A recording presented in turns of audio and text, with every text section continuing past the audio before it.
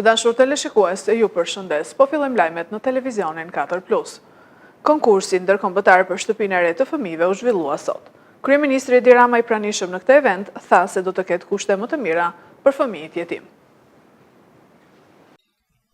Kryeministri Edi Rama mori pjesë sot në konkursin ndërkombëtar për shtëpinë e re të fëmijëve dhe kompleksin e inspektoriateve shtetërore. Zyrat e këtyre institucioneve do të jenë pjesë e një kompleksi të ri që është ende në fazat e para të idejimit. Arkitektët prezantuan projektet e tyre para një jurie ndërkombëtare. Në fjalën e tij, kryeministri tha se do të krijojnë kushte tërësisht të reja për fëmijët jetim.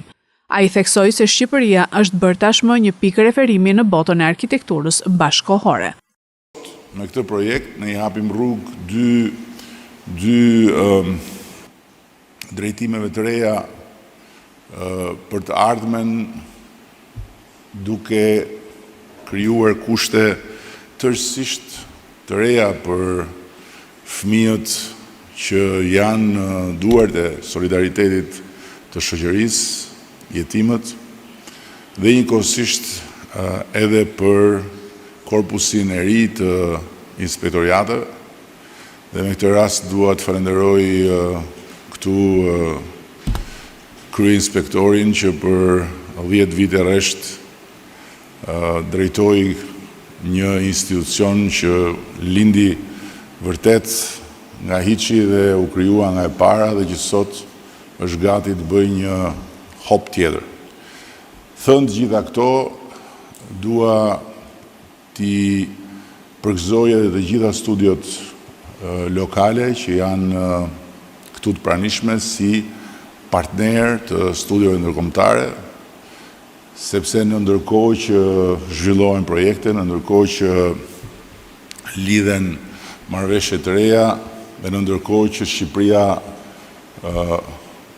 është bërë një pikë referimi në botën e arkitekturës bashkëkohore si një vend ku ka një përqendrim të madh arkitektësh ndërkombëtar me shumë zë, Shqipëria është njëkohësisht edhe një universitet i hapur që i jep mundësi të gjithë arkitektëve të rinj shqiptar, që jep mundësi studiove të reja në Shqipëri, që përmes bashkëpunimit të drejt për drejt me këta mjeshtra dhe me këto studio të mëdha me plot eksperiencë të marrin dije dhe të përfitojnë eksperienca që nuk ka asnjë universitet apo asnjë praktik pune në një studio të huaj që t'i jep.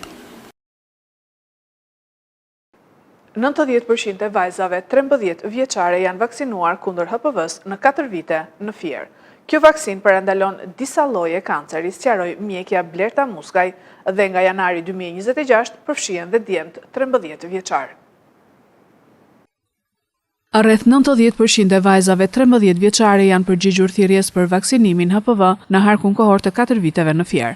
Kjo vaksinë e re është mirëpritur nga prindërit që në momentin e parë në vitin 2022 dhe tendenca ka qenë në rritje nga viti në vit. Mjekja Blerta Muskaj pohon se vetëm në qendrën shëndetësore numër 1 për gjatë 4 viteve ka patur interes të lartë për vaksinën HPV, ku janë regjistruar 305 raste vaksinimi.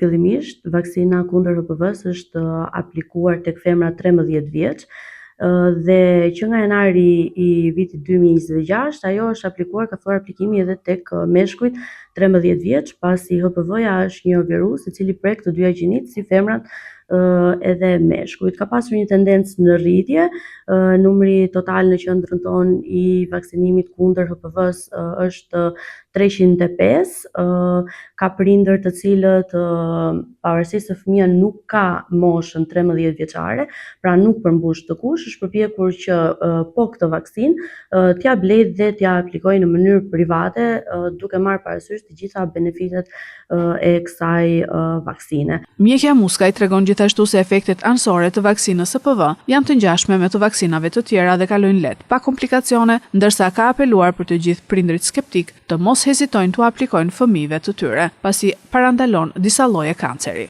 Efektet anësore efektet nuk janë si çdo vaksinë tjetër, nuk janë shumë madhore, është dhimbje në vendin e aplikimit, skuqe, gjë të cilat kalojnë brenda 1-2 ditëve. Unë do kish mesazhi im do ishte për të gjithë prindrit që vaksina kundër HPV-s shpëton jetë dhe është më mirë të parandalosh se sa të trajtosh. Dhe një mesazh jo vetëm për vaksinën kundër HPV-s, por për të gjitha vaksinat që përfshihen në kalendarin e vaksinimit të Shqipërisë, do ishte që të vaksinosh fëmijën sot është t'i japësh atij një të ardhme të shëndetshme.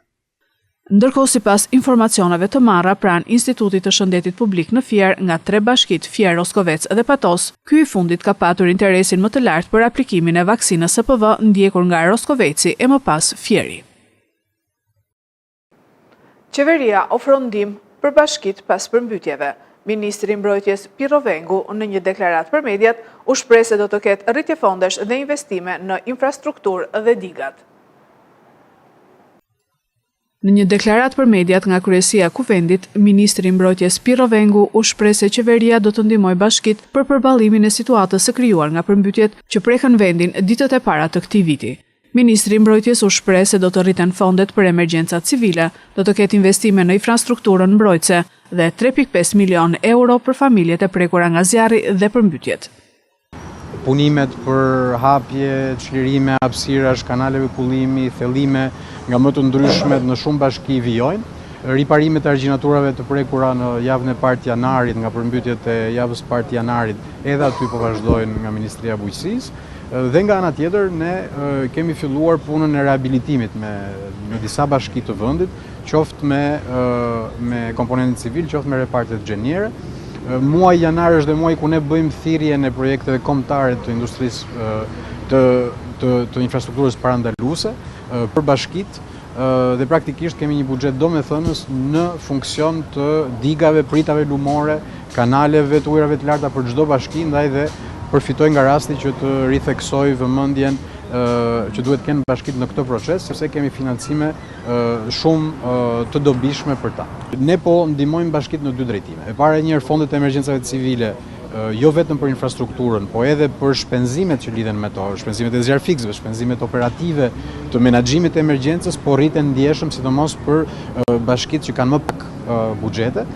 Kemi ndryshuar për llogaritje dhe praktikisht bashkitë e vogla, do të thoja unë, do marrin më shumë fonde për të pasur dhe më shumë gatishmëri, të blejnë më shumë mjete dhe të rrisin dhe rrogat e personelit të tyre që kanë qenë vazhdimisht një problematikë. Elementi i dytë janë elementet e infrastrukturës, praktikisht mësimi i gjitha këtyre emergjencave ka qenë që kanalet e kullimit duhet vazhdojnë të pastrohen rregullisht dhe jo vetëm në mënyrë sezonale. Të investojmë në infrastruktura duke mos pranuar asnjë devijim të kanaleve nga objekte pa leje apo situata vështirësie të tillë. Dhe pastaj edhe Forca Armatosur, Ministria e Mbrojtjes, Agjencia Kombëtare e Mbrojtjes Civile do bëjnë dhe 2 investime domethënëse, rinovimi i flotës mjeteve toksore me një fokus për mjete të emergjencave për zonat pyjore, zona malore me kalueshmëri të vështirë dhe këtu do ndihmojmë realisht bashkitë në zonat rurale dhe nga ana tjetër investimin për 2 qendra rajonale fillimisht nga 4 në totalitet që parashikohen, një në Bushat dhe një në Krane, pra një në veri dhe një në jug të vendit. Koncert festiv me këngë, recitime, valle popullore dhe kërcime aerobike, kushtuar 10 ditëve të kongresit më të rëndësishëm të historisë sonë, Kongresit të Lushnjës, u organizua nga Qendra Kulturore e Fëmijëve.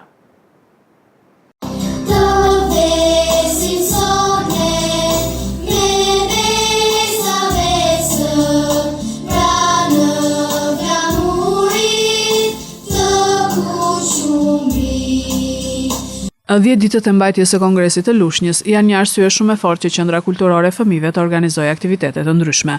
Artistët e vegjël e treguan dashurinë për qytetin e tyre dhe kongresin me një koncert festiv me këngë, recitime, valle popullore dhe kërcime aerobike, kushtuar ditëve më të rëndësishme të historisë sonë. Më 21 janar, me zemër e pesë, unë plodhëm burra me fjalë plot shpresë. Ka çdo krahim erdhi me nder, për vendin e tyre dha mend e vlerë, me guxime dashuri pra dhe vendosëm që Shqipëria të jetë më e re. Kjo ditë e madhe na mëson sot të duam vendin, të jemi të fort, me punë, dije e zemër të mirë, të mbajmë atë gjithmonë të lirë. Zërat e fëmijëve mbushën ambientet e qendrës kulturore të fëmijëve.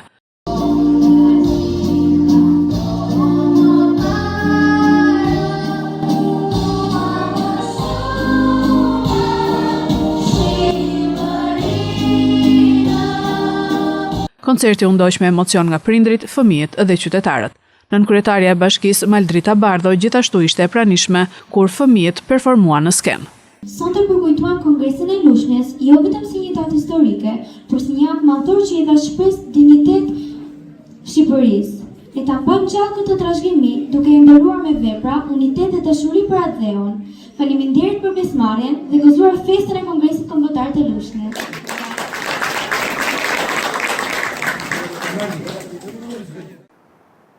Policia njofton se një konflikt familjar ka ndodhur në Fier, ku një shtetas dhunoi Xhaxhan dhe kushëririn. Një tjetër goditi kunatin, ndërsa një i tretë qelloi me armë në ajër. Një konflikt në familje ka ndodhur në Fier, ku një shtetas ka dhunuar Xhaxhan e tij dhe kushëririn, ndërkohë që autori është dënuar nga një e afërme. Shtetasi AM, 43 vjeç, është arrestuar, ndërkohë që është shpallur në kërkim një i afërm i familjes që ka qelluar me armë në ajër.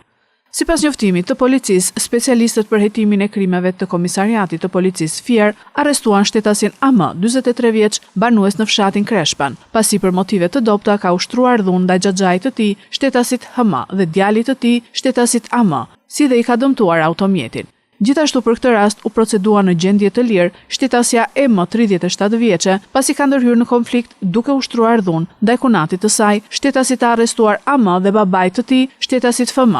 Si dhe u shpall në kërkim, shtetasi M, 22 vjeç, i afërm i tyre, pasi gjatë konfliktit ka qelluar në ajër me armë gjahu, të cilën e posedonte pa leje. Arma e gjahut u sekuestrua në cilësinë e provës materiale. Këto ishin lajmet tona për sot. Lajmet i gjeni dhe në internet në website-in 4plusmedia.tv. Bashkë mirupafshim.